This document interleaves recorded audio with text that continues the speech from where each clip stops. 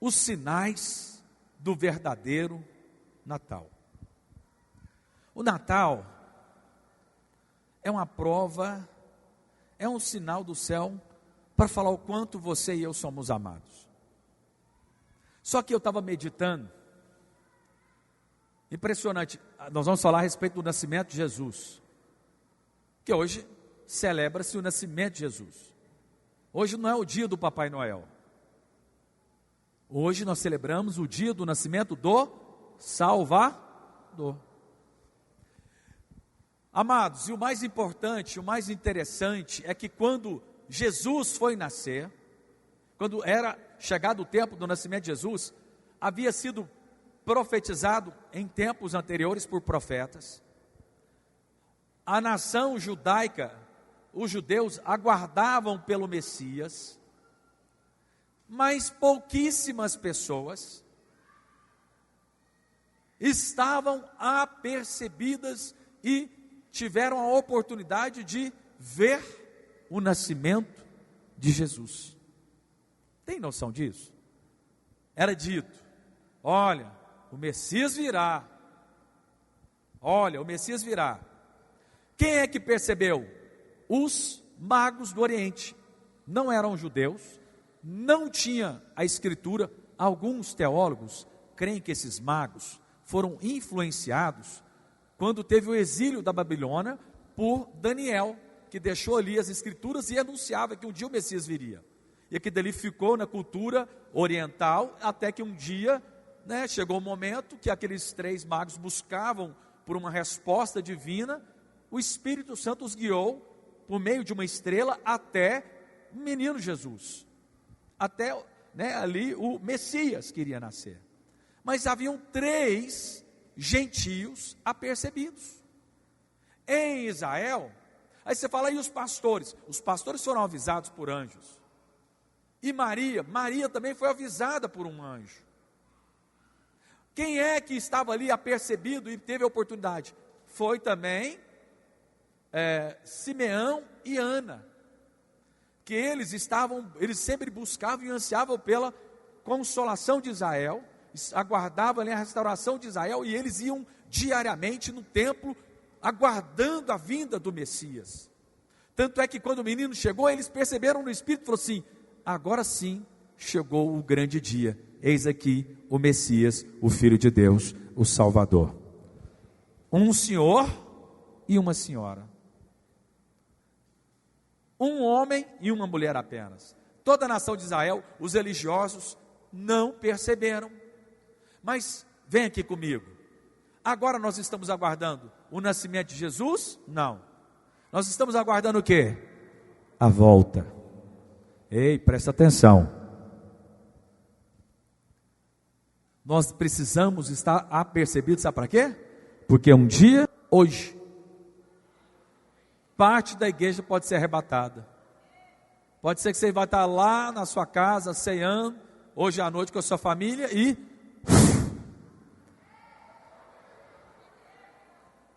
mas quem é que vai ser arrebatado? Esse que deseja, esse que anseia, esse que aguarda. Simeão e Ana viram porque eles desejavam.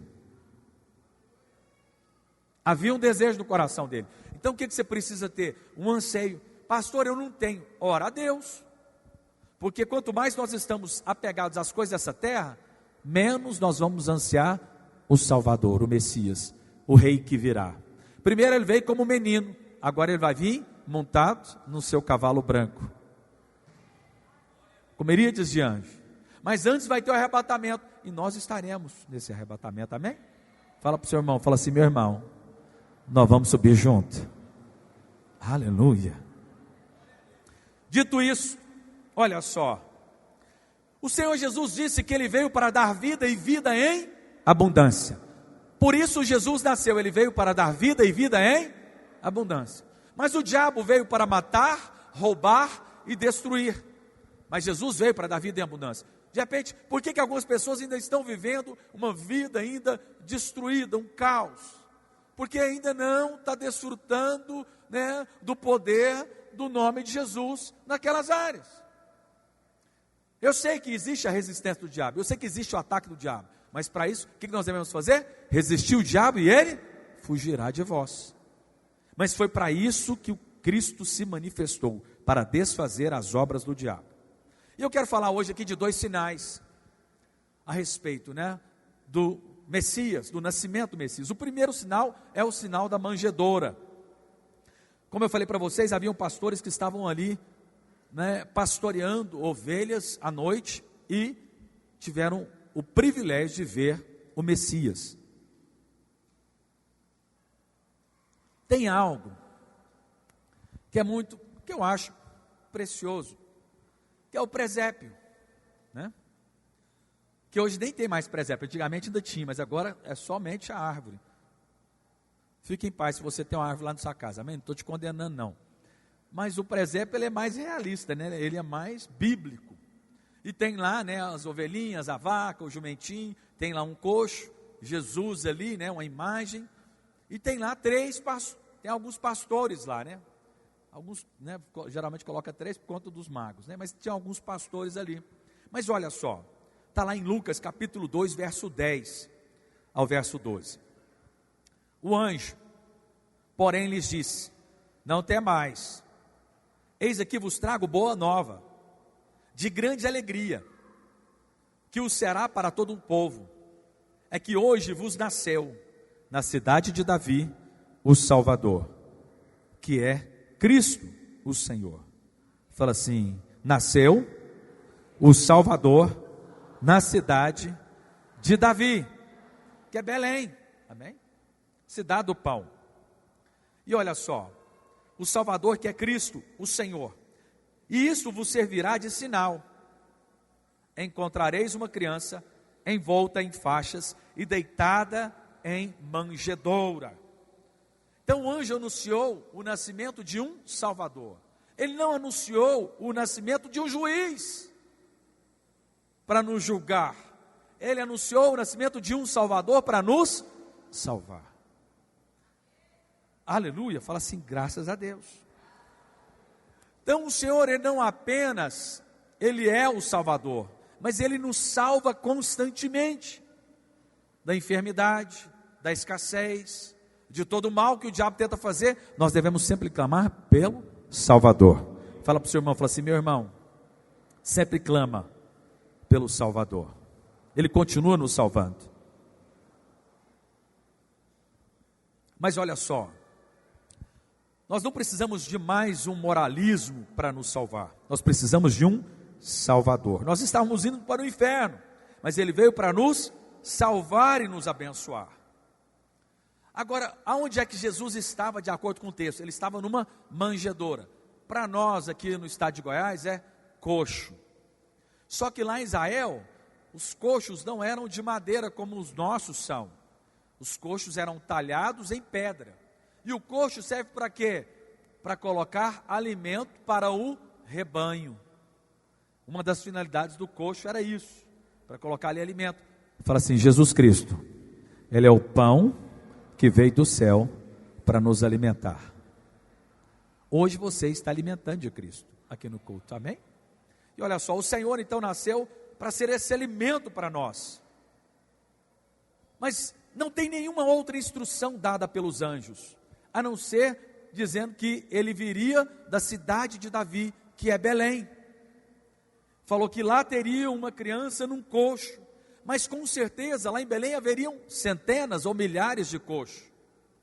Imagina só, fala, vai para lá, vai lá em Belém. Aí imagina chegando em Belém, procurando lá coxo. Onde tem um coxo? Tem ali. Onde tem um coxo? Tem outro ali lá. Vamos lá. Esse foi o único sinal. Agora, como é que eles então, você pode perguntar para mim, pastor, como é que eles então acharam? Porque foi falado isso, e eles foram lá e acharam. Mas olha só o que disse o profeta Miqueias, há 700 anos atrás, quando foi dito isso. E tu, está lá em Miqueias 5:2. E tu, Belém, Efrata, está falando da cidade de Belém. Belém é cidade do pão, Efrata é frutificação. Jesus, Ele é a nossa frutificação, amém? Por meio dele nós frutificamos. Então, e tu, Belém, Efrata, pequena demais para figurar como um grupo de milhares de Judá. De ti me sairá o que há de reinar em Israel. De ti sairá quem? O Messias, e cujas origens são desde os tempos antigos, desde os dias da eternidade. Então olha só, e aqui fala então que dela viria o Messias, e que esse Messias também não tinha início de dias, porque Jesus é Deus. Ele veio à terra há 2000 e tantos anos atrás. Amém? Ele veio à terra, mas ele não começou a existir a partir do nascimento dele. Ele é o verbo vivo, estava com Deus, ele é Deus, e desde a eternidade ele existe. E essa é uma palavra profética para nós. E olha só, mas aqui também ainda não fala que viria de Belém, fala que ele seria, viria para reinar. Mas aí, olha só, em Miqueias 4:8, aí já fala um pouco mais. Preste atenção. Vocês estão observando que a Bíblia ela vai dando sinais, pistas, dicas de onde viria o Messias. Assim também é hoje. Nós precisamos de observar a Bíblia, porque a Bíblia também dá dicas e sinais de quando ele virá. Ele voltará como o povo estiver, como nos dias de Noé, comendo e bebendo, casando e dando-se casamento, totalmente desapercebidos. Mas um dia ele virá como ladrão. Primeiro ele virá como ladrão, depois todo olho verá. Mas primeiro ele vai vir para quem está apercebido. Amém? Mas olha só, Miqueias 4:8. Me ajuda com as crianças aí, gente. A ti, ó torre do rebanho. Então aqui já está dando um sinal. Aonde que vai ser? Na torre do rebanho. Monte da filha de Sião, a ti virá, sim, virá o primeiro domínio, o reino da filha de Jerusalém. Aqui está falando de Jesus, que ele virá então em Belém e será na torre do rebanho. Essa torre do rebanho também chamada Migdal Eder. Migdal significa torre de vigia no hebraico. Eder significa rebanho. Então, mas como sabemos que a torre do rebanho ficava em Belém? Tem uma outra palavra que está lá em Gênesis, que só menciona 2 vezes sobre essa torre. Aqui e em outro lugar que fala, que aí diz que é lá em Belém. Então, ou seja, falou que dessa torre viria aquele que iria reinar. Mas fala também que lá em Belém sairia o nosso rei, Jesus. Mas aqui em Gênesis, então, fala onde que era essa torre.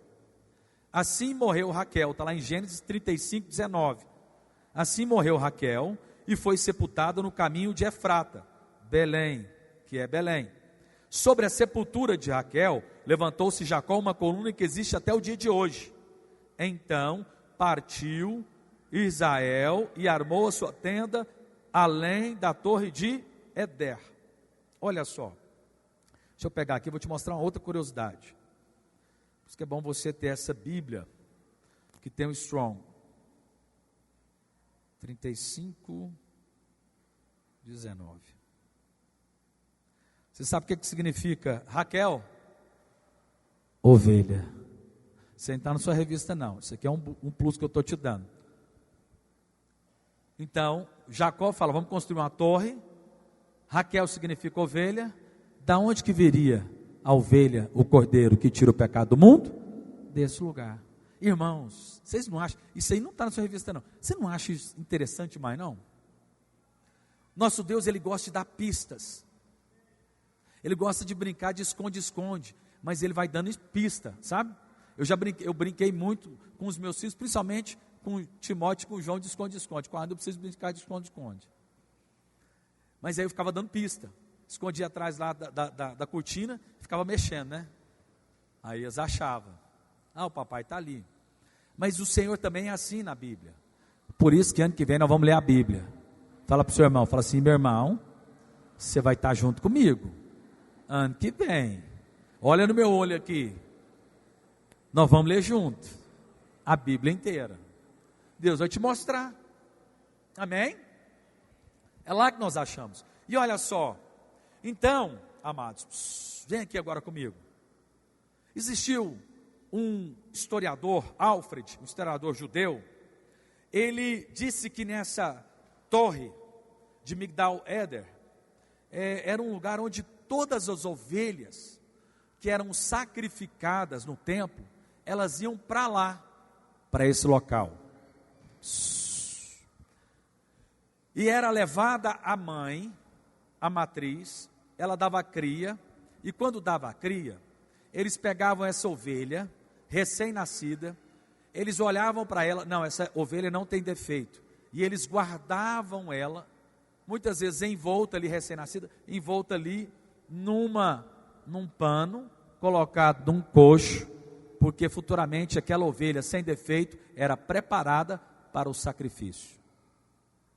Isso na velha aliança. Olha aqui para mim, amados.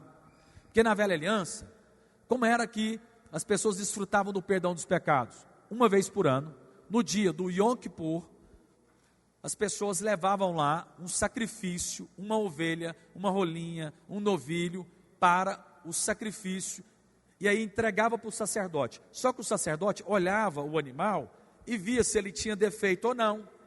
Chegava a ovelha lá, porque eles não poderiam sacrificar a Deus o animal com defeito. E aí olhava o animal, não tem defeito. Eles não olhavam para a pessoa, porque a pessoa tinha defeito. Mas eles olhavam para o animal, se o animal não tinha defeito. Não, esse animal está preparado. Então não poderia ser uma ovelha qualquer, não poderia ser criado no pasto de qualquer jeito, porque se ela fosse criada de qualquer jeito, ela iria quebrar a pata, teria ali algum defeito, um ou outro, faltaria talvez um pedaço da orelha, porque um animal selvagem pegou ela, então ela era muito bem cuidada. Todo ano as pessoas cuidavam muito bem de uma ovelha, porque ela seria levada um dia para o sacrifício. E aí o sacerdote olhava, falou, pode ser sacrificada.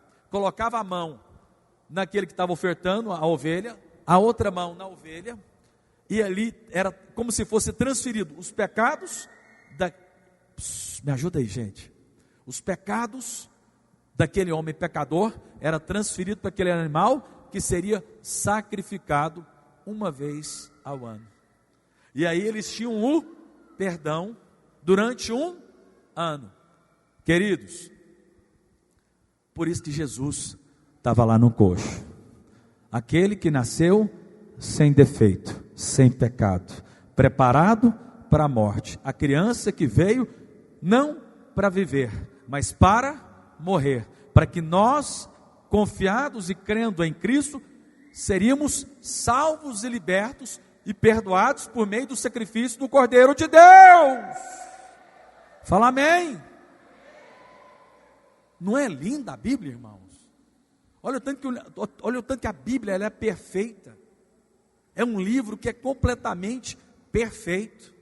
E quando você se debruça sobre ele, louvado seja o Senhor, porque nós temos um mestre, que é o nosso querido pastor Aloysio, que nos instrui através do dom que Deus deu a ele de mestre. E aí ele traz o alimento para nós, mostrando, abrindo os nossos olhos. Fala assim, graças a Deus. Então, uma vez que esse cordeiro nascia ali, nessa torre, ele era envolto em panos e levado depois, posteriormente, para o sacrifício. Esse é o primeiro sinal. Então, os pastores já sabiam que era na torre de Migdal Eder. Chegaram lá, viram o Messias, viram a criança. E o mais impressionante, amados, é porque o rei não foi colocado, quando ele nasceu, não foi colocado numa cidade importante, nem no melhor hotel da cidade, nem na casa dos mais ricos, mas foi num lugar simples e humilde. Os historiadores creem, a grande maioria crê que realmente não foi essa data, nós estamos comemorando agora. Isso aí foi um trabalho da Igreja Católica na época para colocar numa data de um Deus, no qual eles idolatravam, que é essa data. Bem provável que seja, porque essa data lá em Israel é muito frio. Então eles não poderiam ficar numa estrebaria, e nem os pastores estariam pastoreando à noite as ovelhas no campo. Quando é frio, eles pegam a ovelha e levam para um lugar fechado, para um curral fechado. Mas olha só, enfim, vamos lá. Segundo sinal. Cadê o tecladista nosso? Está aqui? Aleluia, obrigado. É a tecladista, né? A Clara. Uma bênção, a Clara, não é, irmãos? Ela vai querer me matar depois, mas tudo bem. Segundo sinal. Sinal da Virgem. O Senhor veio para ser o Redentor. Mas eu preciso falar algo para vocês. No Velho Testamento, Redentor é resgatador. Fala assim, o meu Senhor, Ele é o Salvador, Ele é o Redentor, Ele é o resgatador. No Velho Testamento, quando uma pessoa, de repente, gastava muito e se perdia, e ficava endividado, sabe o que alguns faziam? Chegava a tal ponto o endividamento que ele se entregava como escravo. Ele, a esposa e os filhos. Ei, presta atenção. Assim também éramos nós. Adão não tinha pecado. Mas quando ele caiu e comeu do fruto da árvore do conhecimento do bem e do mal, o pecado entrou. Ele se tornou o quê? Escravo do diabo. Porque o sangue dele se tornou um sangue impuro. E aí ele ficou ali daquela maneira e sempre tinha que ter um sacrifício para que ele pudesse obter o perdão dos pecados. Está lembrado de Caim e Abel? Abel sacrificando ali o animal, porque o pai dele já havia ensinado. Porque Adão havia visto que para resolver o pecado era necessário um animal morrer. Está lembrado do Éden?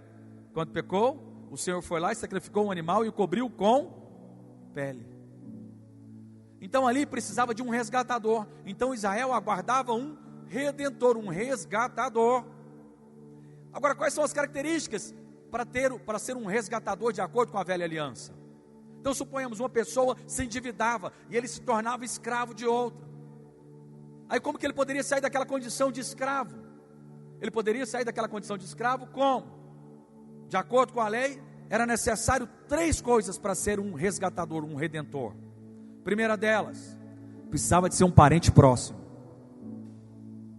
Jesus é esse parente próximo.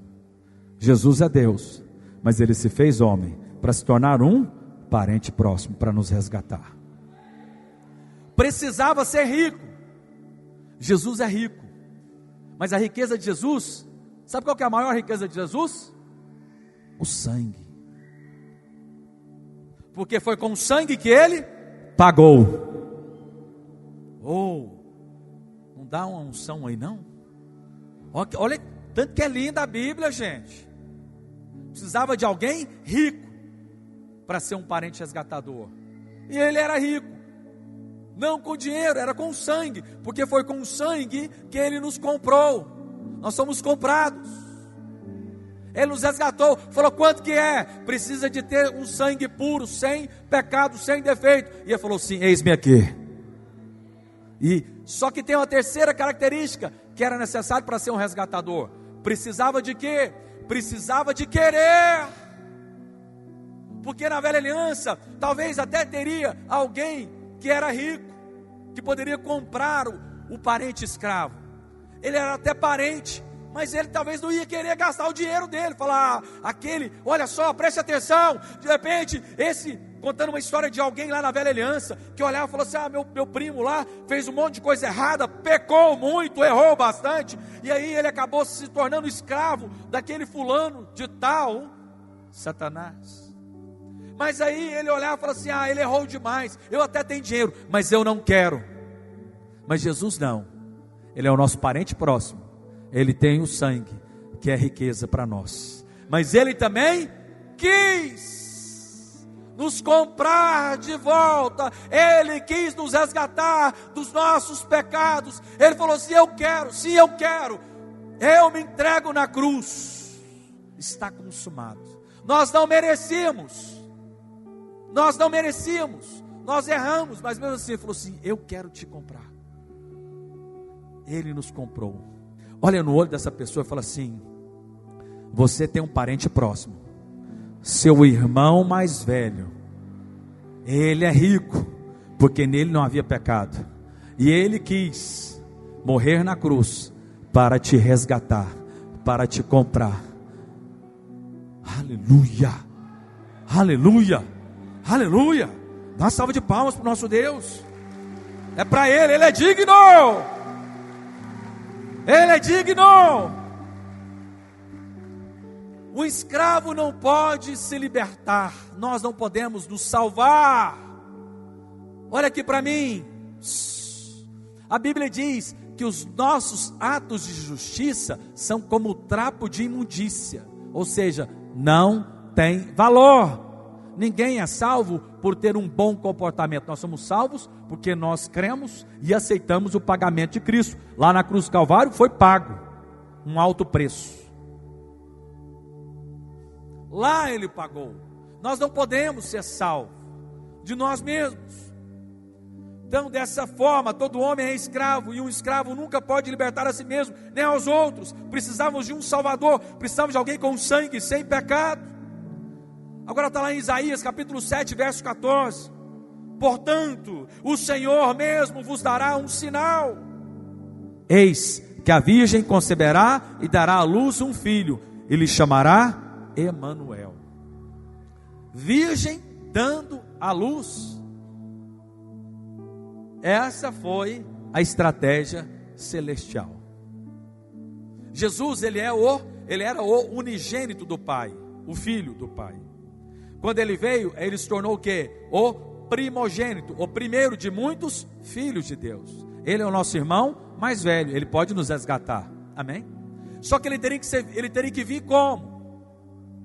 Ele teria que vir dessa maneira.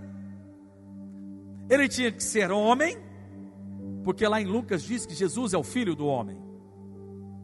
Em João diz que Ele é Deus. Em Mateus diz que Ele é o Rei. Em Marcos diz que Ele é o servo. Mas Ele tinha que vir como homem, porque Ele tinha que entrar pela porta. Porque só um parente, e não dá para ser parente tendo uma outra natureza. Então Ele tinha que ser homem. Mas aí como que Deus fez? Então Ele havia de uma virgem. Por quê? Para que Ele não tenha o sangue contaminado. Jesus foi colocado pelo Espírito Santo no ventre de Maria. Foi uma semente divina, o Espírito Santo colocou. Um óvulo. Agora, olha aqui para mim. O mais sobrenatural, sabe o que é? É porque a ciência ela vai confirmando a Bíblia. Aí você pode falar assim: ah, mas o sangue de Maria misturou com o sangue de Jesus no ventre. Fala assim. Faz assim, todo mundo. Não. A ciência comprovou há pouco tempo agora. Pouco tempo. No século passado.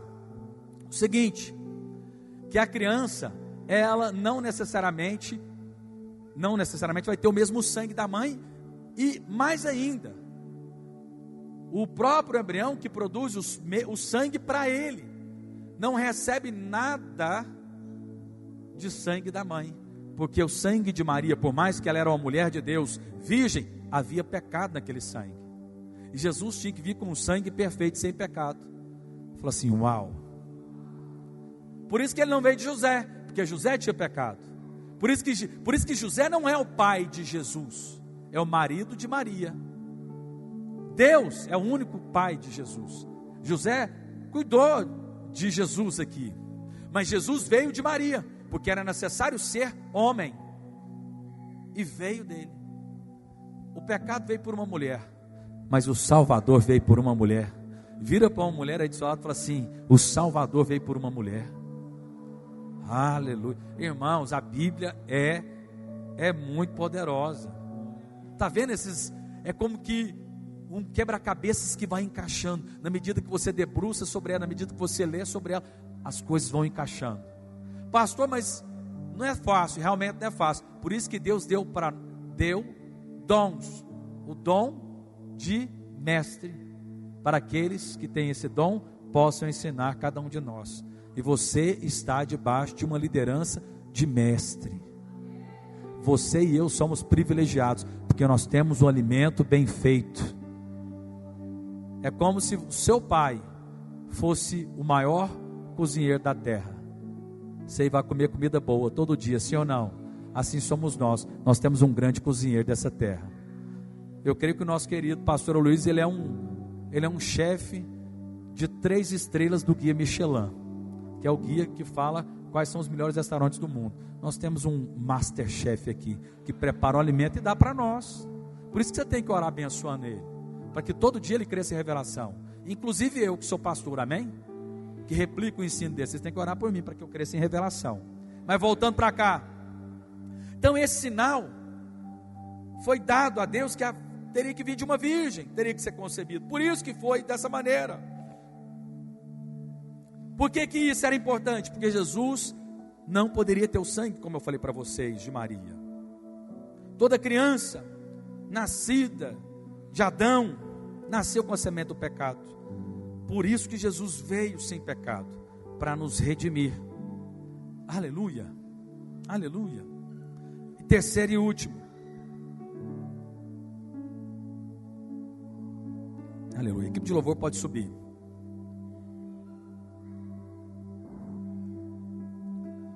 O filho da virgem pode receber a herança. Queridos, a Bíblia diz que havia algumas mulheres, está lá em Números 27, pode projetar aí para nós. Algumas mulheres chamadas de filhas de Zelofeade. E olha só, o pai delas havia acabado de morrer e ele não tinha filhos homens. Então, portanto, elas não tinham irmãos. E a lei dizia o seguinte: que quando morria o pai, a herança vinha para os homens. Então elas iriam ficar sem herança. Mas olha só o que diz o texto. Então vieram as filhas de Zelofeade, filho de Efer, filho de Gileade, filho de Maquir, filho de Manassés, entre as famílias de Manassés, filho de José. São estes os nomes de suas filhas: Macla, Noa, Ogla, Milca, Tirza. Está aí bons nomes. Quem está com bebê para nascer, não é fácil não, né? Mas vamos lá. Depois vocês observam lá em Números 27:1. Apresentaram-se diante de Moisés e diante de Eleazar, o sacerdote, e diante dos príncipes e diante de todo o povo, à porta da tenda da congregação, dizendo: elas se apresentaram a Moisés depois da morte do pai. Nosso pai morreu no deserto e não estava entre os que se ajuntaram contra o Senhor no grupo de Corá, que era aquele grupo que havia se rebelado, mas morreu no seu próprio pecado e não teve filhos. Porque se tiraria o nome de nosso pai do meio da sua família, porquanto não teve filhos? Dai-nos possessão entre os irmãos de nosso pai. Porque era o seguinte: quando morria, por que as filhas não recebiam a herança? Porque elas iriam casar com um homem, e esse homem iria receber a herança. Irmãos, a Bíblia é perfeita. Queria manter distribuição de renda, uma certa equidade, para elas não ficarem com, né? Aí ela ia casar com o homem, ele teria a herança. Então, o que era feita essa herança quando não tinha um filho homem? Era dado para os irmãos, né? Do pai. E olha só, Moisés levou volta lá, só um minutinho. Dá-nos possessão entre os irmãos de nosso pai. Queriam para os tios dela a herança. Moisés levou a causa dela perante o Senhor. E olha só, Moisés falou assim: eu não sei o que eu faço agora. É algo novo. De vez em quando vocês fazem isso comigo. Mandaram uma perguntinha aí para mim esses dias agora, que eu estou pesquisando. Mas eu creio que é aquilo dali mesmo. Mas vamos lá. Disse o Senhor a Moisés: as filhas de Zelofeade falam que é justo. Olha, Deus fala para Moisés. Falam que é justo, certamente lhes dará possessão de herança entre os irmãos de seu pai, e farás passar a ela a herança de seu pai. Ela tinha direito? Não. Mas elas foram a Deus, e de uma maneira graciosa, Deus deu direito a elas. A uma mulher, olha só, verso 8: falarás aos filhos de Israel, dizendo: quando alguém morrer e não tiver filho, então fareis passar a sua herança à sua filha. Que tem a ver com o Natal, pastor? Tem tudo a ver, vem comigo. Não sei se você sabe, José, ele é da genealogia, José, marido de Maria, da genealogia de Jesus. Só que José veio de Salomão. Vocês estão lembrados de Batseba? Casou com o rei Davi e ela teve 3 filhos. O primeiro morreu, depois veio Salomão e depois Natã. Salomão se tornou o rei. Deus faz tudo certo, ele não é como o diabo trapaceiro. Então falou que Jesus seria da raiz de Davi. Então guarda isso. Então ele tinha que vir de Davi. O primeiro morreu. Está lembrado do primeiro filho de Adão? Morreu. Abel. Tá vendo? Mas vamos lá. Morreu. Segundo filho, Salomão. Dele procedeu o trono. Só que teve uma das gerações posteriores de Salomão, o rei Joaquim, que ele fez algo tão mal, que Deus falou assim: a partir de agora está amaldiçoado, não terás mais reis da genealogia de Salomão. Só que José era descendente de Davi por meio de Salomão, então ele não poderia ser o canal de Deus. Mas olha só o tanto que Deus é lindo. Fala para o irmão, ela fala assim: olha o tanto que Deus é lindo. Irmãos, a palavra é linda. Olha só. E aí, Maria. Aí você fala: pastor, mas como que é isso? Eu não vou ler porque já estamos acabando aqui. José está falando que ele veio da genealogia de Jesus, que está lá em Mateus. Nos evangelhos são 4. Apenas 2 falam da genealogia de Jesus: Mateus e Lucas. Por que Marcos não tem genealogia? Porque Jesus é mostrado em Marcos como servo. Lá mostra a maioria dos milagres de Jesus. O servo não tem genealogia, não é importante. Mas e João? João fala Jesus como filho de Deus. Então também, como Deus, ele não tem genealogia, porque ele é o início, ele é o fim. Ele não tem início e começo. Irmãos, não é linda a palavra? Vocês têm que fazer seminário. Mas aí continuando, aí tem Mateus. Mateus mostra Jesus como rei. Por isso que lá em Mateus fala na genealogia que ele é o filho de Davi e o filho de Abraão. Filho de Davi para mostrar a realeza, mas também para mostrar a fé, que ele era o filho, de Abraão, porque em Abraão mostra os homens importantes da Bíblia. Mas também lá fala que ele é filho de Jacó, mostra pessoas comuns e pecadoras. Mas enfim, eu não quero falar sobre isso, é muita informação. E aí, José está na genealogia de Mateus. Só que vocês estão lembrados que José estava debaixo do rei Joaquim, do rei de Salomão, e que havia sido uma maldição, então não poderia ser por meio de José. Mas lá em Lucas, mostra a genealogia de Adão a Jesus, porque Jesus é o filho do homem, e como filho do homem, ele pode. Mas quem que entra na genealogia de Jesus lá em Lucas? Maria reivindicou a herança. Porque era para homem. Eita. Não dá um arrepio em vocês não, irmãos?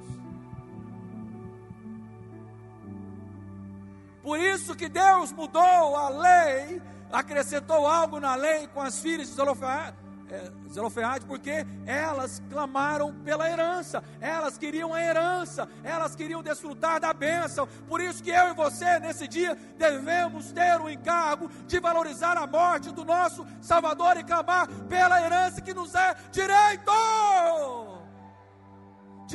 Direito nosso, família abençoada, ministério cheio de vida. Por isso que eu vou orar terça, quarta, quinta e sexta pelas famílias, porque é direito nosso. Temos uma família abençoada, porque o cordeiro foi morto, é direito nosso. Vivemos uma vida abundante, não uma vida de miséria. O diabo veio para matar, roubar e destruir, mas Jesus Cristo veio para nos dar a vida e vida em abundância. Então é direito nosso. Ela falou: eu quero herdar, e por isso ela entrou. Ela falou assim: eu quero ser aquela que vai conceber o Messias, o Salvador, o Cordeiro de Deus, que tira o pecado do mundo. Amados, olha aqui para mim, preste atenção. Você não pode ignorar a herança. Alguns ficam nos acusando que nós somos a igreja da porta larga. Não, nós somos a igreja da porta, que é Jesus, e Ele chama quem Ele quer, porque lá no céu haverá uma multidão de salvos. E Ele nos comprou com sangue, e o sangue nos cobre, e o sangue nos purifica, nos santifica, nos redime, o sangue nos justifica diante de Deus. Só que você e eu, nós não podemos viver uma vida miserável, porque vivendo uma vida miserável, nós ignoramos a herança que Ele nos deu. Você está entendendo por que você não pode aceitar uma vida mais ou menos? Porque você está ignorando a herança de Deus.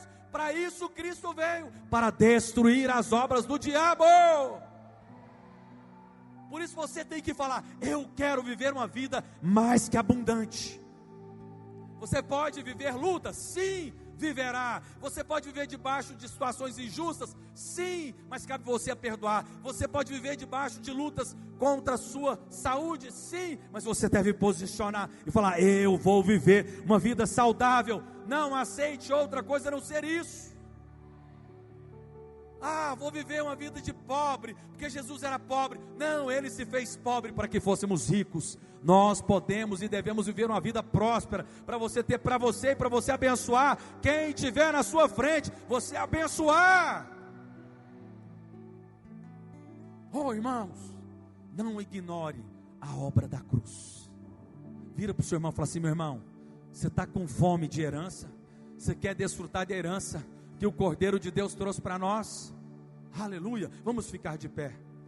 Aleluia, quantos estão cheios do Espírito aqui? Aleluia! Aleluia! Aleluia, e vamos assim, passa tudo aqui. Aleluia, vamos cantar um louvor? Irmão, vocês estão ungidos hoje. Vocês estão ungidos. Vocês vão cantar ungido aqui hoje. Nós vamos ser cheios do Espírito Santo. Nós vamos celebrar o verdadeiro Natal, o nascimento do Salvador. Fala para a pessoa do seu lado assim: feliz dia do Salvador. Aleluia. Vamos louvar a Deus então, para nós encerrarmos o nosso culto. Volta para o seu espírito agora, começa a cantar. Celebra esse dia. Celebra esse dia.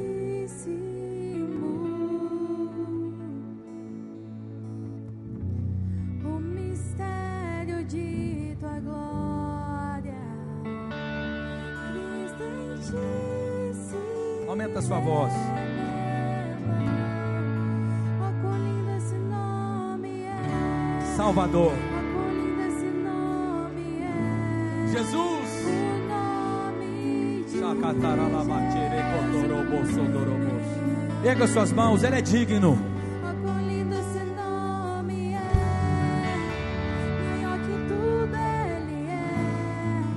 Oh, quão lindo esse nome é. Nome de Jesus. Oh, quão lindo esse nome é. Nome de Jesus. Chacatarabassodorobos. Era lamas. Deixou o céu para buscar. Veio pra nos mostrar. Erga suas mãos para você apropriar da herança. Cura, saúde, prosperidade, paz na sua casa, lar abençoado. Nada vai nos separar. Oh, quão maravilhoso é. Oh, quão maravilhoso é. O nome de Jesus. Oh, quão maravilhoso é. Maior que tudo Ele é. Oh, quão maravilhoso é. Nome de Jesus. Oh, quão maravilhoso é. O nome de Jesus. Começa a declarar as promessas de Deus à sua vida. Abra sua boca e profetiza o 2024, o ano de portas abertas, lar abençoado, família cheia de paz, cheia de vida, saúde, prosperidade financeira, prosperidade espiritual, vida cheia do Espírito, cheio do Espírito, cheio do Espírito, cheio do Espírito, cheio do Espírito, cheio do Espírito, cheio do Espírito, cheio do Espírito. A morte venceste, o véu tu rompeste, a tumba vazia agora está. O céu te adora, proclama tua glória, pois ressuscitaste, vivo estás. És invencível, inigualável, hoje pra sempre reinarás. Teu é o reino, tu é a glória, A morte venceste. a morte venceste, o véu tu rompeste, a tumba vazia agora está. O céu te adora, proclama tua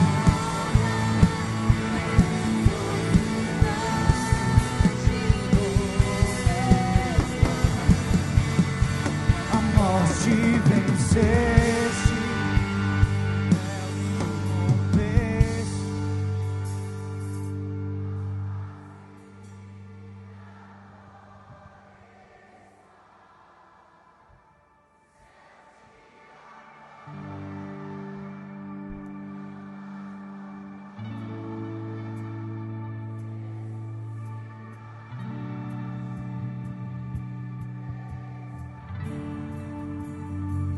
És invencível.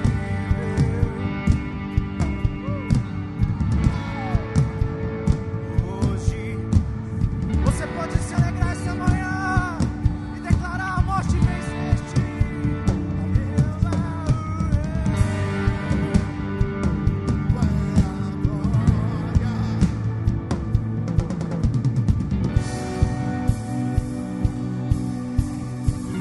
A morte venceste.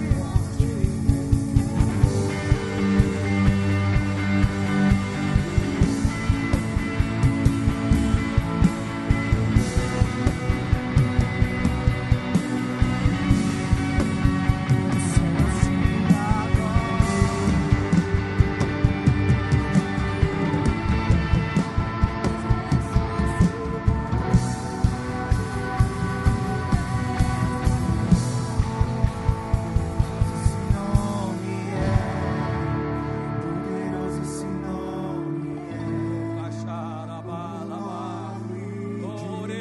nome é poderoso, esse nome é.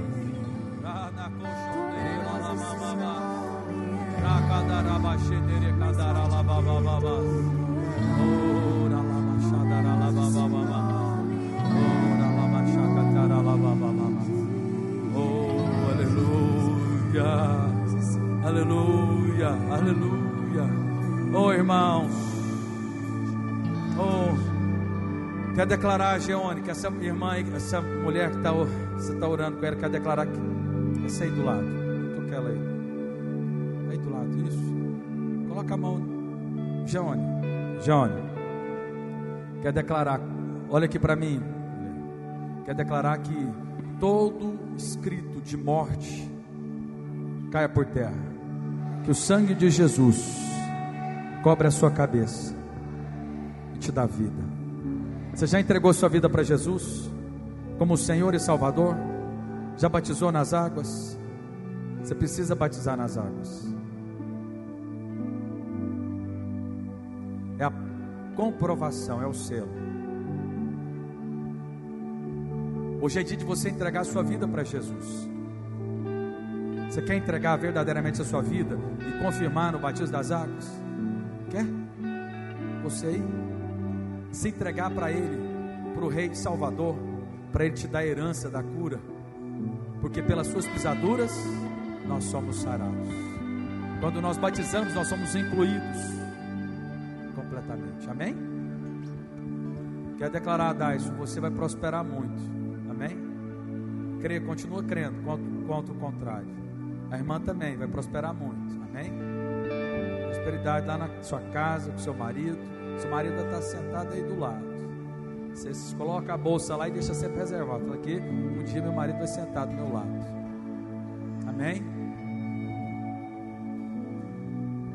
A irmã,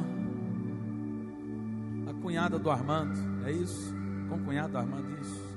Deus há de completar tudo, amém? Vai completar a boa obra. A bênção vai ser completa, não vai ser mais ou menos. É a herança do Senhor. Fernanda, enche seu coração de esperança, viu? O Espírito de Deus fala para encher o seu coração de esperança. Você é a menina dos olhos de Deus, e Ele guarda você, e a boa obra que começou, Ele vai completar. Amém? Descansa no Senhor, porque o Senhor é bom. O Senhor é bom.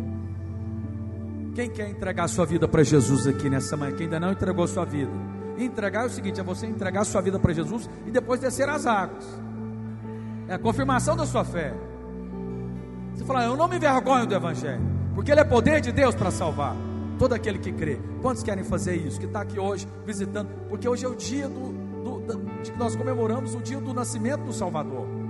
Alguém quer entregar sua vida para Ele? Erga sua mão, não tenha vergonha nenhuma. Alguém?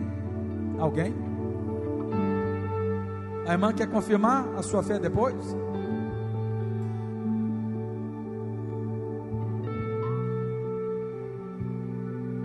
Todo mundo aqui já entregou sua vida para Jesus. Além dela, ela quer. Eu quero que você traga um ímpio para cá, então, irmãos. Nós temos que encher essas cadeiras. O grandão aí atrás que está com o bebê na mão, você mesmo, é o de azul aí, estava pegando o filho e levantando. Seu filho vai ser um grande homem de Deus. Amém? Você de azul aí, de camiseta, é você mesmo. É o seu filho, é? É seu filho? Você é um grande homem de Deus. Ele vai ver as coisas do céu.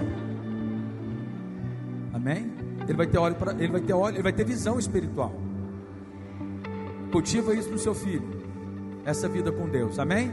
E você, mãe, é responsável por isso, cultivar. Mantenha isso, há uma palavra profética sobre ele. Amém? Aleluia. Então vamos todos confirmar isso. É direito nosso, é herança nossa. Saúde, prosperidade, família abençoada e crescimento espiritual. Fala assim: eu recebo Jesus Cristo, o Cordeiro de Deus, que tirou o pecado do mundo, como Filho de Deus. Ele é o Salvador. Sem Ele eu não posso ir ao Pai. Ele é o caminho, a verdade e a vida. E hoje eu entrego a minha vida nas tuas mãos. Hoje eu desfruto do perdão. E eu decido perdoar todos aqueles que me ofenderam. E recebo o perdão de todos os pecados que cometi. O sangue me lava e eu me torno filho de Deus. Tenho uma nova natureza e aproprio da herança de Deus. Aleluia. Dá uma salva de palmas para o nosso Deus. Glória a Deus. Aleluia.